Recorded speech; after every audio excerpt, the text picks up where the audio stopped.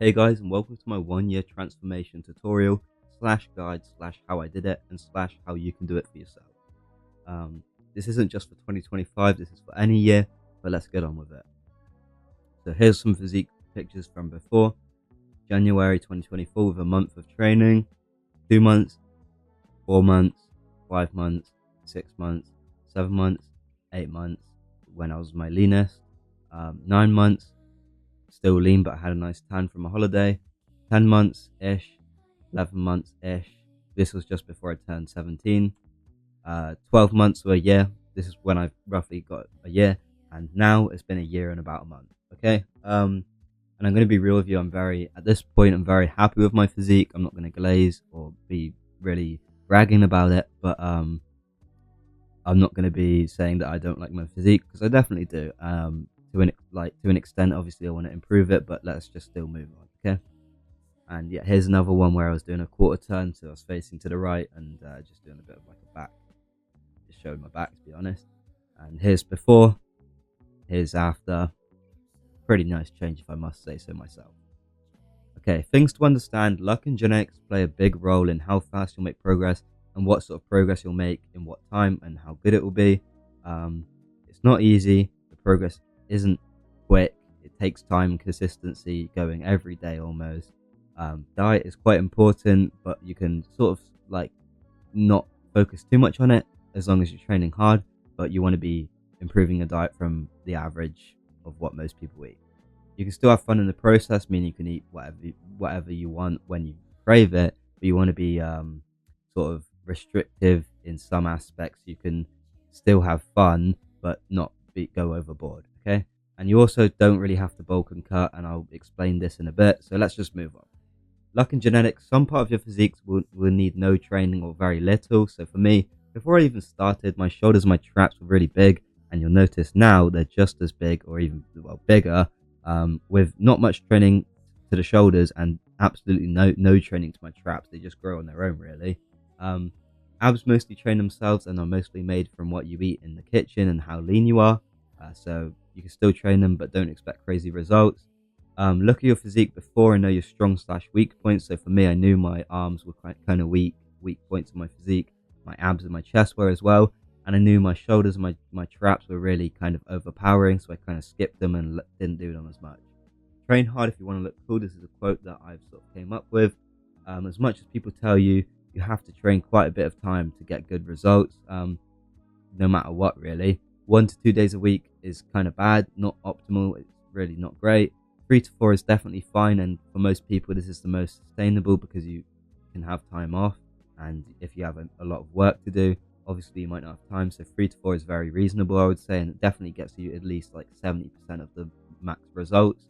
And 5 to 6 is where I would say is the sweet spot, where you make the most. And below that would be 7 days a week, which is every day of the week, which is decent in my opinion. To be fair, I tried it for the first 6 months of my training and really made the best progress, mainly because I was a newbie lifter. But still, you don't have to have a rest day every week if you don't need one, but most people you might. Okay, so just use your self knowledge. Rich Piana said it himself: the more you put in, the more you get out. And this is really true. Type it, right? This is Rich Piana. If you don't trust me, you should trust this man. Look at him, bro. Okay. No winter arc. I don't believe in the winter arc. I like joking around about it because it's funny, but just train year round or stay small, I guess, up to you. And even if you do train year round, don't be putting more effort into your winter arc. Don't be putting more effort into a few months of the year than the rest of the year. Just put that full effort in year round, and that's how you make the best progress. Next, time and consistency. The more you go to the gym, the more you learn, the more progress you make, and the easier it gets and more fun because you know more, and you can take that progress from the start where it's really fast, and you can keep the momentum going and keep making really good progress throughout your journey. So here is an example, even from just the past 4 months, so September, October to January. Yeah, I've gained a lot of size compared, you can see compared to my trap this side. I've kept them about the same. I've brung up the shoulders massively and brung up the arms massively and everything really massively, and improved a lot even in the past only 3-4 months, where I've had a lot of training beforehand. and you can still make really good progress because I have more knowledge now. Okay. Enjoy the progress and process. So diet is important, as I said, but enjoy life. Have a burger, have a donut, have a few donuts, have some cookies, have whatever you want, really. But be reasonable, and you can still make good progress without any real intense diet change. Like for me, my diet didn't change a whole lot before I started training to after I did start training. Really, I just ate a bit more protein and focused on drinking maybe a bit more water, and that was about it. And it's not that much of a change. Um, Thirdly, be proud of your physique. Yeah, at least after you've made some good progress, after 6 months, you're probably top 5% physiques in the world. And if you're top 5% physique, be proud of it. Wear a tank top if you want, right? Don't be like self-conscious about it. Because if you're top 5% of physique, that's really impressive to the outside world. Obviously, top 5% of physiques in the gym is top 5% of physiques in the world is maybe only top 50% in the gym, yeah. But outside of the gym, if you're top 5% in the world, you look crazy, okay? And people will notice, and you can be proud of it. So same with posing in mid-workout. Just appreciate your physique whilst you're doing it. Don't be like shy about it, because you probably look better than almost everyone you know, okay? Have a good playlist slash hype playlist slash TikTok motivation. I know it kind of sounds cringe, but it helps. Just having a good playlist, good motivational videos, or even just really whatever. It doesn't have to even be that. It can be absolutely anything. All right, bulking and cutting is absolutely not necessary, and main gaining, where you keep the same level of body weight, is legit and completely works. Most bulks and cuts go wrong anyway. Most people get too fat or lose too much muscle too quickly, and the bulk or cut really wasn't worth it. So most people, I wouldn't recommend bulking or cutting unless you really know what you're doing, or if you're really underweight or really overweight. Givens, high protein is important in your diet because it helps build the muscle once you've kind of broken it down from a workout. This is especially important on a cut, because if you're just working out, destroying your muscles, and you have like no protein basically, how are they going to repair? They're not going to stay the same. They're going to shrink, and you're going to lose mass on a cut when you're losing weight. Secondly, track your food, or at least your body weight if you can, right? Morning weight is the best time to measure. When you're in the morning, no food, no drink, every day. If you it'll be the most consistent. I understand tracking your food is difficult, so if you can, at least try track your body weight with a scale, maybe even just once a month. It's really not that hard. And finally, eat high calorie or low calorie options for food if you struggle either way. If you struggle with losing weight or gaining weight, eat high or low calorie options. So here's some examples. Bulking, I like eating nuts and like whole milk or milkshakes, or like low sugar milkshake, whole eggs. And if you have to and you can't get the calories in, fast food's fine as well. Popeye's chicken sandwiches are brilliant. Alternatively, cutting, you've got fruits and vegetables. You've got leaner cuts of meat. So instead of 90% fat mince, right, go for the 98% fat mince.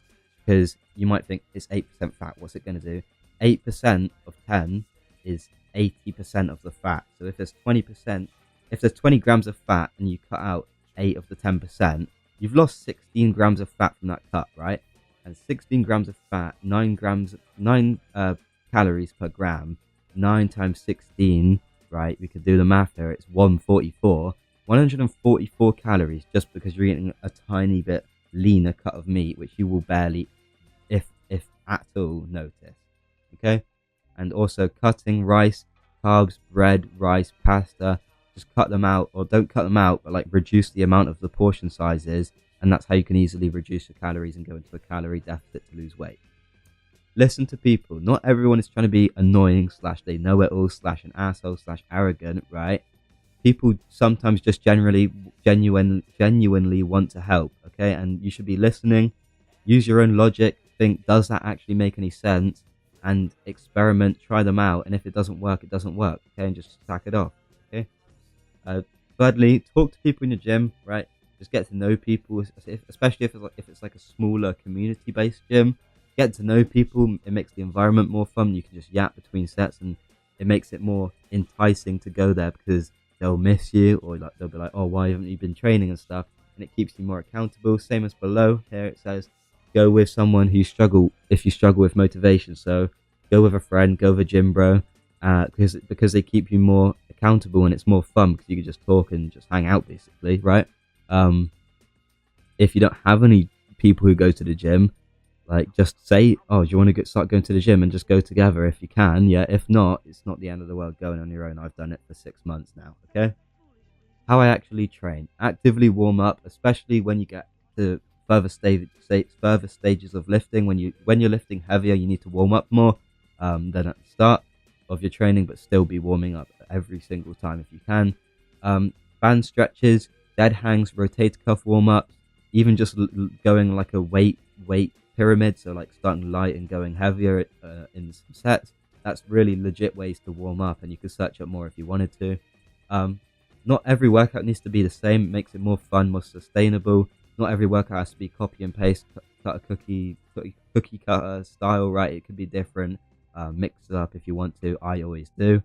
Prioritize your weak body parts. So for me, this is arms, chest, abs. I prioritize them because you want to bring them up and balance out the physique and give you a good proportion. So yeah, I said arms, triceps, abs, and obliques.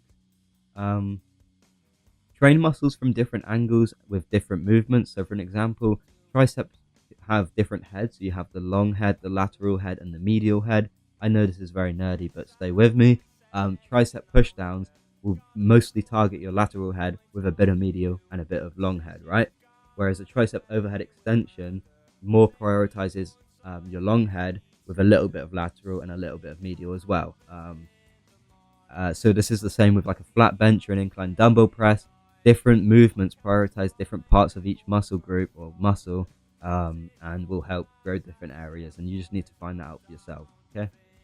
Depending on your goals, focus your training on certain areas and certain parts and certain training styles. If you want beach body / aesthetics / David Lade / Lex Little, yeah, focus on big shoulders, big chest, and big arms, right? Or if you're training for like sort of strength and sports, or like rugby or like American football, Australian rules football, train everything equally if you can, and train parts are important. So for like sports, it's normally legs and abs and stuff like that. So just train that around you, what you need. Boulder shoulders. People notice big shoulders. I've been telling this to people for time now. Big shoulders carry a mid physique, and I might just be saying this because I'm blessed with big shoulders, right? But if you have big arms and big chest and big or like good looking abs, right? But you have like rounded and bad shoulders, like small shoulders, people will be like, oh, you're big, but you kind of in a way don't look good. You don't have the shape, right? If you have big shoulders that are like curved out to the side, as you can see here, yeah, people notice it even when you're just wearing a shirt, right? When you're wearing a shirt and people see your shoulders looking like this, or like even better than that, people are like, okay, your physique's like nice and tapered. You have the V taper from the wide shoulders to narrow waist, and it just makes your physique look better, in my opinion, if that's your goal. Okay. So for this, I would forget front delts because they normally get trained in your pressing movements anyway, and just spam your side delts and your rear delts on a back day, which are these side is from the front. You can see this like rounded outside part, and the back is this like back section here from the side. You can see. Okay. So just make sure you're training those if you want big shoulders. Pick and choose. This is the final one. Some exercises just aren't for everyone, right? If it's not comfortable, replace it. If it's giving you injuries, replace it. For me, bench always messes up my shoulders, so I replace it with incline dumbbell bench or incline Smith machine or chest fly, because it doesn't mess up my shoulders, and then I don't get injuries, right? And also, if you don't like certain foods, if you don't like nuts for bulking, if you don't like eating nuts or whole milk or eggs or whatever, replace it with other options and suit the diet or anything to do with your training for you, right? Like I just said, adapt your training to you and what you find enjoyable to an extent, right? Don't just be skipping things because you don't see them or they're boring or you don't like doing them. So legs and abs, a lot of people skip, but legs are your biggest muscle group, and abs are what look good on the beach if you want to look good on the beach. The same for back. People, you don't see your back because it's behind you, right? A lot of people don't like hitting back or like hit back minimally because they're like, oh, well, I don't see it anyway. Well, guess what? Your back is your biggest upper body muscle group, and if you don't see it, well, other people do, okay? If you don't have a big back, you don't look wide, and from the front, you don't have the V front or even the back. You don't look like you have a good taper. You don't have the V taper because you don't have a good developed back, right? and you want to have everything evenly like sized to get the good proportions so you look good. Okay, just don't just be skipping things because you don't see them or you don't see a point, because there's always a point. Okay. And yeah, like, so train how you want, right? If you don't want to train 6 days a week, just train 3 or 4. If you don't want to train 3 or 4, just train 1 or 2. Anything's better than nothing, and anything works, and you can make progress no matter what. As long as you're training and eating a little bit healthier, you'll still make progress. Okay, doesn't mean you have to completely change your diet and 7 days a week train and go get ice baths and stuff. You don't have to change your life that much. Just change a bit and you'll make progress. Pretty good progress, if I must say so. Right. So thanks for watching. Please take this knowledge to the head, right? Don't just watch this video and be like, oh, we'll just forget about that one. I think this has been some helpful information, hopefully. So hopefully you can either use this in your training that you're already doing or start training. So as well as that, keep watching my videos. I have some new ones coming out and have came out in the past few weeks because I need views. And leave any advice or tips that helped you or you've seen in the comments below for other people to see. And hopefully you enjoyed this video. I know it was a bit more formal, but it was kind of a bit of a need to make, in my opinion. I wanted to help you guys out.